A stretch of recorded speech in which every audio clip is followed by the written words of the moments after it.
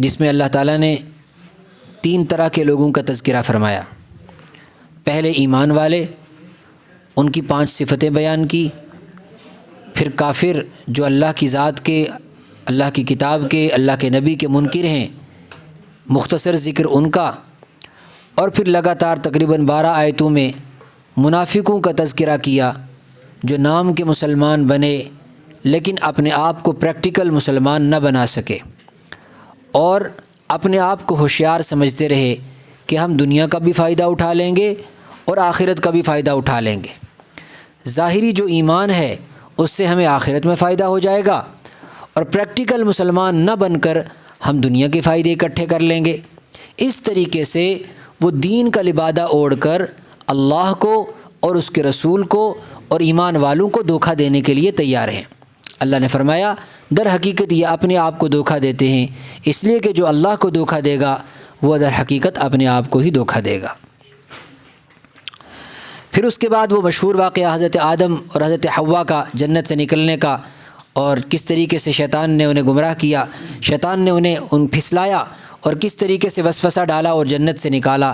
یہ اس لیے پیش کیا گیا تاکہ دنیا یہ سمجھ لے کہ یہ ایک دن کا واقعہ نہیں ہے، بلکہ جب بھی دنیا میں انسان پیدا ہوگا، جب بھی دنیا میں انسان جب تک رہیں گے، قیامت کے دن تک حق اور باطل کی یہ کشمکش، انسان اور شیطان کی یہ کشمکش، اللہ کے رحمانی نظام کی اور شیطان کے شیطانی نظام کی یہ کشمکش اور یہ جنگ تا قیامت چلتی رہے گی۔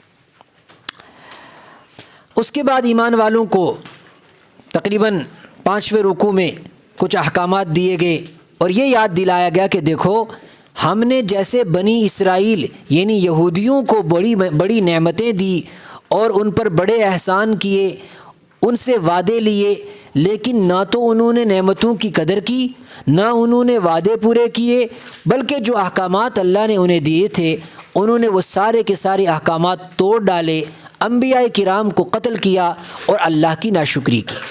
اے امت محمد، کہیں ایسا نہ ہو وہی غلطیاں تم بھی دہراؤ، تم بھی نعمتوں کی ناشکری کرو، تم بھی جو ہے علم کی ناقدری کرو، تم بھی اپنی کتاب کی ناقدری کرو، تم بھی جو ہے اللہ کے شریعت کے احکام کو تقسیم کر لو، آسان اور مشکل کے بیچ میں جو آسان ہو انہیں لے لو، جو مشکل ہو انہیں چھوڑ دو، تو تمہارا نتیجہ بھی وہی ہوگا جو یہودیوں کا ہوا۔ اللہ ہم سب کی حفاظت فرمائے۔ یا بنی اسرائیل اذکروا نعمتی التی انعمت علیکم، اے اسرائیل کی اولاد یعنی حضرت یعقوب کی اولاد یہ یہودی، اذکروا نعمتی التی انعمت علیکم، اب آگے جتنی نعمتیں آ رہی ہیں نا وہ سب اللہ تعالیٰ نے ہمیں بھی دی ہیں، ہم نے یاد کرو ان نعمتوں کو جو ہم نے تم پر کی، وَأَوْفُوا بِعَهْدِي، اور جو وعدہ تم نے میرے ساتھ کیا ہے اس وعدے کو پورا کرو، وَإِيَّايَ فَارْهَبُونَ، اور صرف مجھ سے ڈرو، صرف میرا خوف اپنے دل میں رکھو، وَآمِنُوا بِمَا أَنزَلْتُ مُصَدِّقًا لِمَا مَعَكُمْ، اور ایمان لاؤ اس کتاب پر جو میں نے تمہارے درمیان اتاری ہے اور اس کا انکار نہ کرو، وَلَا تَشْتَرُوا بِآيَاتِي ثَمَنًا قَلِيلًا، اور میری آیتوں کو تھوڑی دنیا کی قیمت پر 4 ٹکوں پر بیچو مت، وَإِيَّايَ فَاتَّقُونَ، میرا تقوی اختیار کرو، مجھ سے ڈرو۔ یہ ان کے عیب تھے، وَلَا تَلْبِسُوا الْحَقَّ بِالْبَاطِلِ۔ دیکھیے یہ ایک رکوع ہے، آگے تفصیل سے آ رہا ہے، لیکن اس کا خلاصہ اس رکوع کے اندر ہے کہ بنی اسرائیل کیا کرتے تھے اور ہمیں کیا نہیں کرنا ہے۔ وَلَا تَلْبِسُوا الْحَقَّ بِالْبَاطِلِ، حق اور باطل کو یعنی باطل کے پردے میں حق کو مت چھپاؤ۔ لا تلبسوا الحق بالباطل، حق اور باطل بالکل الگ الگ ہے، بالکل صاف صاف ہے، حق کبھی چھپتا نہیں ہے اور باطل کبھی غالب نہیں ہوتا ہے۔ وَتَكْتُمُوا الْحَقَّ، کہیں ایسا نہ ہو کہ تم حق کو چھپا بیٹھو۔ دیکھیے یہ بھی ایک بڑا جرم ہے کہ حق کو چھپا دیا جائے۔ پچھلی پوری صدی گزری، اس حق کو، سب سے بڑا حق کیا ہے؟ یہ قرآن، اسے چھپا دیا گیا، امت کی نظر سے چھپا دیا گیا، اور یہی انہوں نے بھی کیا تھا، انہوں نے بھی حق چھپا دیا۔ ان کے راہبوں نے، یہودیوں کے علماء نے کیا کیا؟ بس موٹے طور پر عبادت کے چند احکام امت کے سامنے پیش کیے، باقی سارے احکام چھپا دیے، جو وہ چاہتے تھے وہ تبدیلی کرتے تھے، جو وہ چاہتے تھے وہ آرڈر دیتے تھے، اسی لیے تورات ناقابل اعتبار ہو گئی، انجیل ناقابل اعتبار ہو گئی۔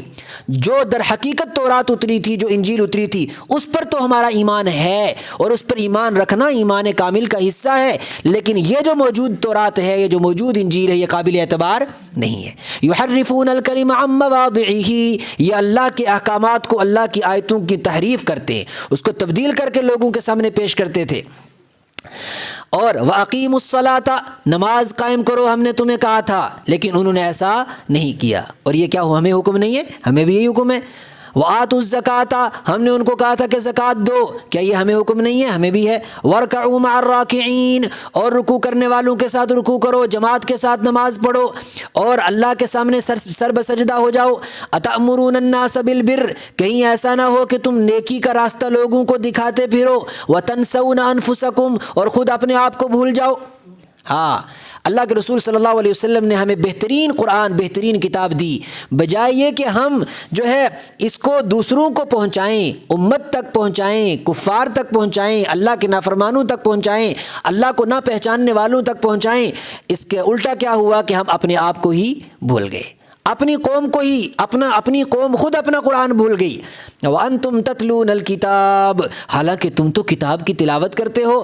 أَفَلَا تَعْقِلُونَ، کیا تمہیں عقل نہیں آتی؟ وَاسْتَعِينُوا بِالصَّبْرِ وَالصَّلَاةِ، اور مدد حاصل کرو اس زندگی میں صبر کے ذریعے اور نماز کے ذریعے۔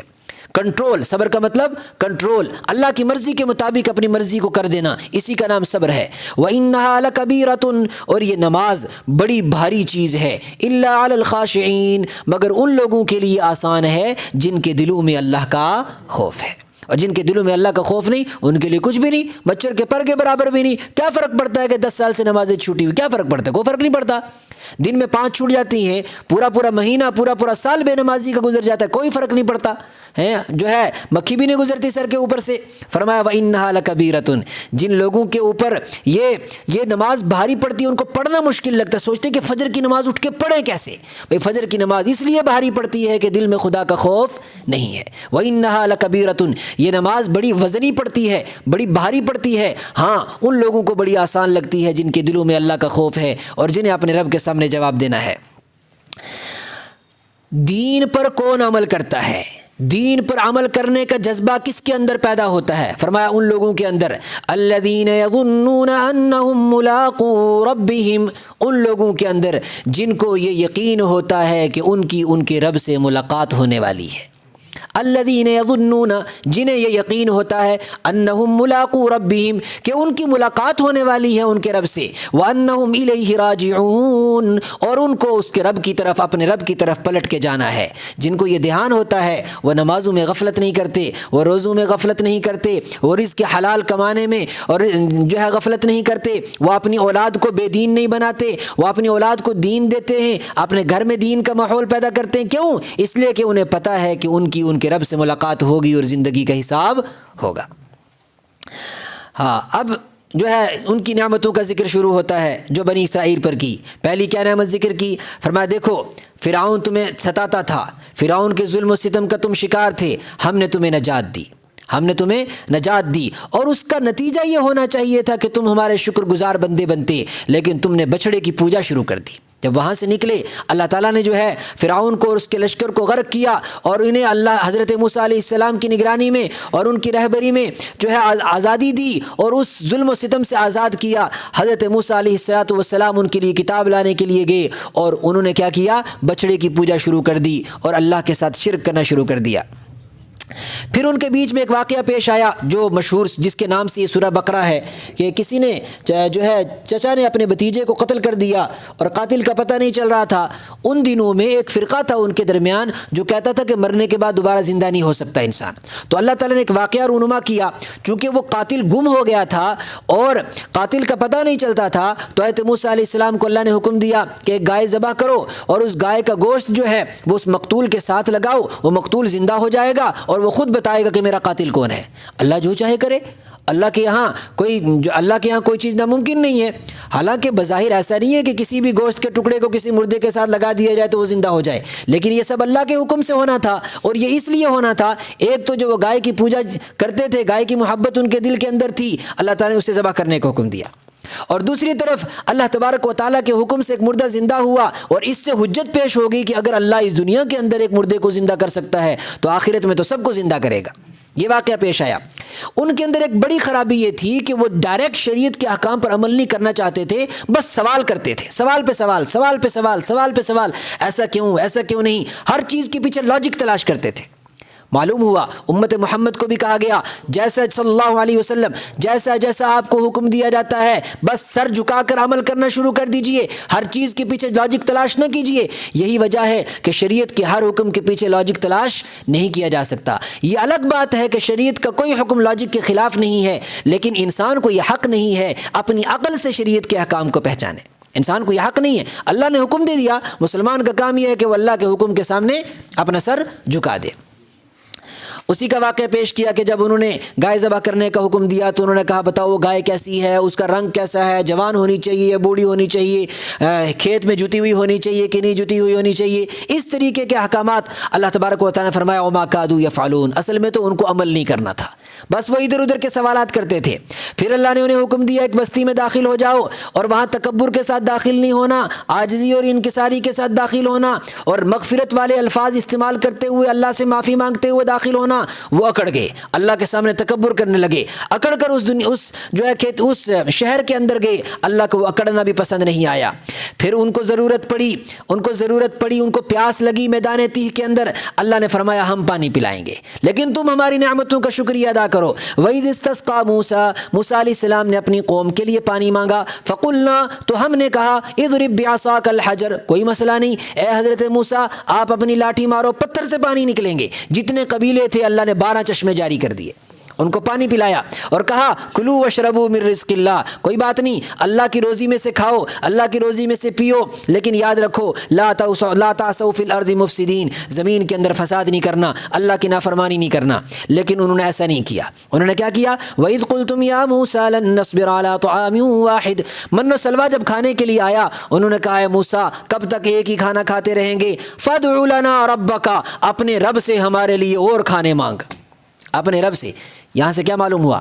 ان کے اندر ایک بڑی بیماری تھی ہرس کی، ان کے اندر ایک بڑی بیماری تھی لالچ کی، وہ کم پر راضی نہیں ہوتے تھے، اللہ کی رضا پر راضی نہیں ہوتے تھے۔ ہمیں بھی حکم دیا گیا کہ جب تمہیں اللہ جتنی دولت دے، جتنا رزق دے، اس پر قناعت اختیار کی جائے، اس پر کیا کی جائے؟ قناعت اختیار کی جائے، رال نہ ٹپکائی جائے دنیا کی دولت کو دیکھ کر، اور بڑی بڑی تمنائیں اور بڑی بڑی لالچیں دل کے اندر نہ بھری جائیں، اس دل کے اندر صرف اللہ کی محبت پیدا کی جائے، دنیا کی لالچ پیدا نہ کی جائے۔ اللہ نے انہیں جنت کا کھانا کھلایا۔ بھائی اس دنیا کے اندر ہمارے لیے اللہ تعالیٰ نے ہزاروں طریقے کا رزق ہمارے لیے بھی اللہ نے رکھا۔ اب جس انسان کو جتنا رزق ملا، جس انسان کو جتنی دولت ملی، اب اللہ کا شکر یہ ہے، اس کی حقیقی عبادت یہ ہے کہ وہ اسی پر قناعت اختیار کرے اور اللہ کا شکر ادا کرے۔ اللہ تعالیٰ فرماتے ہیں تم سے پہلی ایسی قوم آئی ہے جنہیں ہم نے جنت سے لا کے کھانا کھلایا، وہ کہنے لگے ایک کیوں کھلاتے ہو، اور کچھ کھلاؤ۔ اللہ اکبر، یہ لالچ تھی، یہ حرص تھی، اور یہ حرص اللہ کو پسند نہیں آئی۔ اور لالچ بھی کیسی بے وقوفوں والی، اللہ تعالیٰ نے جنت کا کھانا کھلایا، کہنے لگے اے موسیٰ اپنے رب سے دعا کر۔ اب دیکھو بات کرنے کا طریقہ کیا ہے۔ موسیٰ علیہ السلام اپنے نبی کو کیا کہہ رہے ہیں؟ ہم نہیں مانگتے، ہمارے پاس ٹائم نہیں ہے، آپ ہمارے لیے اور کھانے مانگو۔ کیا مانگو؟ من بقلیہا وقصائہا وفومیہا وعدسیہا وبصلیہا، یہ پیاز مانگو، دالیں مانگو، سبزیاں مانگو، یہ جنت کا کھانا کب تک کھاتے رہیں گے؟ ہاں، قال تستبدلون الذی هو ادنی بالذی هو خیر، ہم نے جنت کا کھلایا اور یہ دنیا کے کھانے مانگتے ہیں، ان کی حرص اور ان کی لالچ کبھی ختم نہیں ہوتی۔ اللہ کے رسول صلی اللہ علیہ وسلم نے فرمایا کہ اگر اس دنیا کے اندر کسی کو سونے اور چاندی کے پہاڑ مل جائیں، لو ان لابن آدم وادیان من ذهب، اگر انسان کے 2 وادیاں بڑی بڑی بھر کے سونے کی اس کو دے دی جائیں، لتمنا، تو وہ یہ تمنا کرے گا کہ میرے لیے ایک اور وادی سونے کی بھر کے مجھے مل جائے۔ ولن یملا فاہ الا التراب، اور انسان کا منہ صرف قبر کی مٹی بھر سکتی ہے۔ تو یہ ایک بڑی بیماری تھی، دنیا کی لالچ۔ اس کے بعد اللہ تبارک و تعالیٰ نے ان کی ایک اور بڑی بیماری کی طرف ذکر کیا کہ فرمایا کہ دیکھو جب وہ شریعت کے احکام میں کھود کھرید کرنے لگے، اللہ کی نافرمانی کرنے لگے، ناشکری کرنے لگے، پھر ان کے دل سخت ہو گئے۔ معلوم ہوا جب یہ امت بھی گناہوں پر اصرار کرے گی، اللہ کی نافرمانیاں کثرت سے کرے گی، تو دل کیسے ہو جائیں گے؟ سخت ہو جائیں گے۔ اللہ نے فرمایا ثم قست قلوبکم، جب تم نے نافرمانی کی حد کر دی پھر تمہارے دل سخت ہو گئے۔ تمہارے دل سخت ہو گئے. کیسے؟ من بعد ذلک فہی کالحجارۃ، پتھر کی طرح ہو گئے. کس کی طرح؟ پتھر کی طرح. یہودیوں کو کہا کہ تمہارے دل نافرمانیوں کی وجہ سے کیسے ہو گئے؟ پتھر کی وجہ سے. لیکن یہ بات صرف ان کے ساتھ خاص نہیں ہے. اللہ نہ کرے، اللہ ہم سب کو معاف کرے، اگر ہماری زندگی میں گناہوں پر اصرار بڑھتا گیا اور ہم نے اللہ سے توبہ نہ کی، اللہ کو راضی نہ کیا، تو ہر گناہ گار کا پھر یہی حال ہوتا ہے کہ اس کا دل پتھر کی طرح ہو جاتا ہے.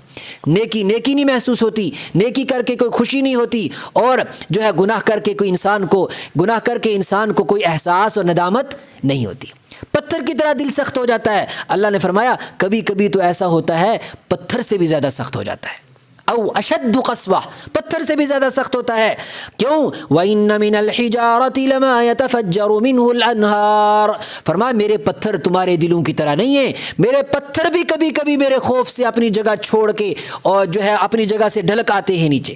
لما يتفجر من الانہار، میرے پتھروں کے بیچ میں سے اللہ کے خوف کی وجہ سے کبھی پھٹتے ہیں اور بیچ میں سے پانی نکل جاتا ہے. لیکن انسان کا دل جب سخت ہوتا ہے، آنکھوں کے آنسو جو ہے بند ہو جاتے ہیں، آنکھیں خشک ہو جاتی ہیں، پھر یہ دل جو ہے کبھی پتھر کی طرح ہو جاتے ہیں، پتھر سے بھی زیادہ سخت ہو جاتے ہیں.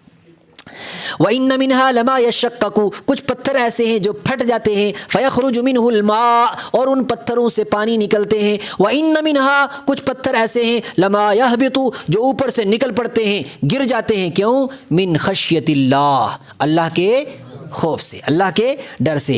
پتھر اللہ سے ڈرتا ہے، جس کو انسان سمجھتا ہے اس میں کون سی جان ہے، لیکن انسان اللہ سے ڈرنے کے لیے تیار نہیں ہے. اللہ نے فرمایا وَمَا اللَّهُ بِغَافِلٍ عَمَّا تَعْمَلُونَ، اللہ ان کاموں سے غافل نہیں ہے جو تم کرتے ہو. پھر اس کے بعد جو بنی اسرائیل نے وعدے کیے تھے اور اللہ تبارک و تعالیٰ کے ساتھ انہوں نے وعدہ خلافی کی، شرک کیا، نافرمانی کی، ناشکری کی، اللہ نے فرمایا اولئک الذین اشتروا الحیاۃ الدنیا بالآخرہ، یہ وہ لوگ تھے کہ انہوں نے دنیا خریدی اور آخرت بیچ دی. آخرت کے بدلے دنیا خریدی. کہیں اے امت محمد صلی اللہ علیہ وسلم ایسا نہ ہو کہ تمہاری زندگی اس طریقے سے گزر رہی ہو کہ تم آخرت کے بدلے میں دنیا خرید رہے ہو. ایسا نہ ہو، بلکہ دنیا کے بدلے میں آخرت خریدو. دنیا کے بدلے میں جو آخرت خریدتا ہے اسی کا سودا نفع کا سودا ہے. ایک اور بات فرمایا، وہ بڑے تکبر کرتے تھے. کیا کرتے تھے؟ تکبر کرتے تھے، بات سننا ہی نہیں چاہتے تھے. حضرت موسیٰ علیہ السلام کی، حضرت ہارون کی بات ہی نہیں سننا چاہتے تھے. یہ بھی ایک بڑی بیماری ہے کہ قوم سننے کے لیے تیار نہ ہو، اور یہ بیماری ہم میں آ چکی ہے. بات توجہ سے سنیے، بس 2-3 منٹ اور ہم کریں گے. کہ انسان بات سننے کے لیے تیار نہ ہو، انسان قرآن سننے کے لیے تیار نہ ہو، انسان نبی کی حدیث سننے کے لیے تیار نہ ہو. 8 گھنٹے کے لیکچر اسکول میں سننے کے لیے لوگ تیار ہیں، 5 گھنٹے کے سلیبس پڑھنے کے لیے تیار ہیں، لیکن قرآن پاک کو 1 گھنٹہ دن کا دینے کے لیے تیار نہیں. یہ بیماری ان کے اندر تھی کہ وہ بات نہیں سننا چاہتے تھے. حضور پاک علیہ الصلوۃ والسلام کی کون سی چیز ہمارے لیے محفوظ نہیں ہے، آپ کی سنت کا کون سا کردار ہمارے لیے محفوظ نہیں ہے، لیکن کوئی سننے کے لیے اس امت کا بچہ اور بچی تیار نہیں ہے. تو سنیے وہ کیا کہتے تھے. کہتے ہیں ہاں افکلما جاءکم رسول بما لا تہوی انفسکم استکبرتم، جب کوئی رسول ان کے پاس آتا استکبرتم تو تم اکڑ جاتے. بنی اسرائیل کیا کرتے تھے؟ اکڑ جاتے تھے، نہیں سنیں گے بات آپ کی، کیا کر لو گے. ہاں فریقا کذبتم، کسی کو کہتے تھے کہ تم جھوٹے ہو، وفریقا تقتلون، اور جب کسی پر زیادہ غصہ آتا تھا اس نبی کو قتل ہی کر دیتے تھے. وقالو، اور وہ یہ کہتے تھے قلوبنا غلف، ہمارے دل پردے میں ہیں، ہمارے دل پردے میں ہیں، یعنی ہمارے دلوں میں پردہ پڑا ہوا ہے، ہمیں تمہاری بات ہی سمجھ نہیں آتی ہے، ہمیں تمہاری بات ہی سمجھ نہیں آتی. تم اپنا کام کرو، ہم اپنا کام کریں، تمہاری بات ہمارے دل میں نہیں اترتی، اور جو ہم کہتے ہیں وہ تم سننا نہیں چاہتے ہو، جو تم کہتے ہو وہ ہم سننا نہیں چاہتے. وقالو قلوبنا غلف، وہ کہتے تھے کہ ہمارے دل پردے میں ہیں. یوں کہہ لو کہ ہمارے دل اور ہماری زندگی ریزرو ہے، ہم اس میں کسی کو انٹرفیئر کرنے کی گنجائش نہیں چھوڑتے، کسی کو انٹرفیئر کرنے کی اجازت نہیں دیتے. یہی وہ بات وہ کہتے تھے. آج بھی عملی طور پر آج کا مسلمان، آج کا نوجوان یہی کہتا ہے کہ بس میری زندگی میں کوئی انٹر نہ کرے، کبھی میرا دین میری زندگی میں مجھے کوئی نہ بتائے. اللہ نے فرمایا جب انہوں نے یہ کہا کہ ہمارے دل ریزرو ہیں اور ہم کسی کی بات نہیں سنتے، اللہ کہتے ایسی بات نہیں ہے، تمہارے دل ریزرو نہیں ہے، بل لعنہم اللہ، بلکہ تم پر اللہ کی لعنت ہے، تمہارے دلوں پر اللہ کی لعنت ہے. بکفرہم، اس لیے کہ تم نے اللہ کا انکار کیا ہے. فقلیلا ما یؤمنون، اب تمہیں ایمان کی توفیق نہیں ہوگی. یہی وجہ ہے جب رسول پاک صلی اللہ علیہ وسلم اس دنیا میں تشریف لائے تو یہودی موجود تھے، اور یہودی جانتے تھے اتنا زبردست طریقے سے حضور کی پہچان ان کو تھی، اللہ نے فرمایا یعرفونہ کما یعرفون ابناءہم، اپنے بیٹے کو پہچاننے میں تو شک کر سکتے تھے، لیکن اللہ کے رسول صلی اللہ علیہ وسلم کی پہچان میں انہیں شک نہیں تھا۔ وہ پہچانتے تھے کہ یہ نبی آخر الزماں ہیں، وہ جانتے تھے کہ ان کا دین آخری دین ہے، ان کی کتاب آخری حق والی کتاب ہے، لیکن انہوں نے کیا کہا کہ بس ہم کسی نئے نبی کو ماننے کے لیے تیار نہیں ہیں، ہم بات ہی نہیں سنیں گے۔ اللہ اکبر۔ اس کے بعد قرآن پاک میں ایک اور ان کا عیب ذکر کیا، فرمایا وَلَتَجِدَنَّهُمْ أَحْرَصَ النَّاسِ عَلَى حَيَاةٍ، ہاں کہ دنیا میں لمبی دیر رہنا چاہتے تھے، دنیا میں کیا کرتے تھے؟ لمبی دیر رہنا چاہتے، لمبی زندگیاں چاہتے تھے۔ اگر ان میں سے کسی کو پوچھو بھائی مرنا چاہتے ہو تو کہ بھائی موت نہیں آنی چاہیے، بس موت آئی تو بیڑا گرک ہو جائے گا، ابھی تو بڑی لمبی زندگی جینی ہے ہمیں۔ وَلَتَجِدَنَّهُمْ، تم انہیں پاؤ گے احرص الناس علی حیاء، زندگی کا لالچی، زندگی کا لالچی۔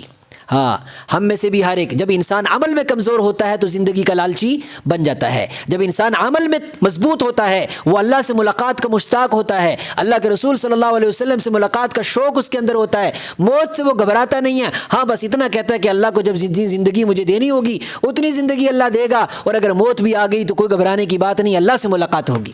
لیکن جب انسان کے اندر میٹیریل گھس جاتا ہے، مادہ پرست انسان جب ہو جاتا ہے تو دنیا سے اسے محبت بڑھ جاتی ہے اور لمبے طور پر جینا چاہتا ہے۔ وَلَتَجِدَنَّهُمْ أَحْرَصَ النَّاسِ عَلَى حَيَاءٍ، کتنا لمبا جینا چاہتا ہے؟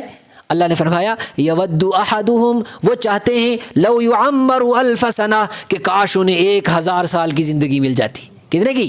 1000 سال کی زندگی مل جاتی، مزے ہی مزے ہوتے۔ اللہ نے فرمایا اگر 1000 سال کی بھی زندگی دیں گے وما هو بمزحزحه من العذاب، عذاب سے بچانے کے لیے یہ کافی نہیں ہوگی۔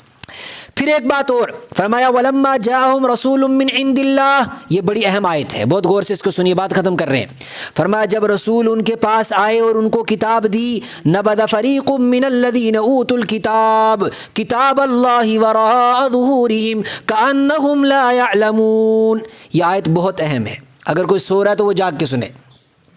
فرمائے رسول آئے اور رسولوں نے ان کو کتاب دی، اصل میں یہ ان کی سٹوری نہیں سنائی جا رہی، یہ ہمیں بتایا جا رہا ہے کہ یہ سب کچھ تمہارے ساتھ بھی ہو رہا ہے، ہمارے ساتھ بھی ہو رہا ہے۔ فرمائے رسول آئے، رسول نے کتاب دی، انہوں نے کیا کیا؟ ہاں کتاب اللہ وراء ظہورہم، انہوں نے اللہ کی کتاب کو اٹھایا اور پیٹھ کے پیچھے ڈال دیا۔ کیسے؟ کأنہم لا یعلمون، اور ایسے ڈالا جیسے کہ ان کو پتہ ہی نہیں کہ کتاب کوئی چیز ہے بھی۔ کس کے لیے کہا؟ تورات کے لیے۔ کیا یہی حالت ہمارے قرآن کے ساتھ ہم نے نہیں کی؟ یقیناً یہی حالت ہم نے بھی کی قرآن کے ساتھ۔ پھر انہوں نے قرآن کو چھوڑا تو کس چیز میں لگے؟ فرمایا پھر جادو جنتر اور اس طریقے کے جو ہے ان چیزوں میں لگ گئے، جادو سیکھنے لگے اور جادو سے جو ہے انسانوں کو گمراہ کرنے لگ گئے، حالانکہ وہ جادو ان کے لیے فائدے کی چیز نہیں تھا۔ یہ ان کی کچھ خرابیاں بیان کی، اور اس کے بعد آخر میں فرمایا کہ سب سے بڑی بات اور سب سے بڑا جرم ان کا یہ تھا، اتنے سارے جرم کرنے کے باوجود وہ یہ سمجھتے تھے کہ ہم اللہ کے بڑے قریبی ہیں، ہم اللہ کے بڑے قریبی ہیں، اور ہمیں تو جہنم ٹچ کر ہی نہیں سکتی، ہمیں تو عذاب ہوگا ہی نہیں۔ بلکہ وہ یہ کہتے تھے کہ یہ جو عیسائی ہیں، عیسائی بھی جہنمی ہیں، یہودی کہتے تھے عیسائی جہنمی اور عیسائی کہتے تھے یہودی جہنمی، اور وہ دونوں، حالانکہ دونوں کو اللہ نے پیغمبر دیے، دونوں کو اللہ کی کتاب دی، اور دونوں گمراہ تھے، لیکن دونوں گمراہ ہونے کے باوجود کہتے تھے نحن ابناء اللہ واحباؤہ، نحن ابناء اللہ واحباؤہ، ہم تو اللہ کے بچے ہیں، ہم تو اللہ کے بچے ہیں، ہم تو اللہ کے بڑے محبوب ہیں۔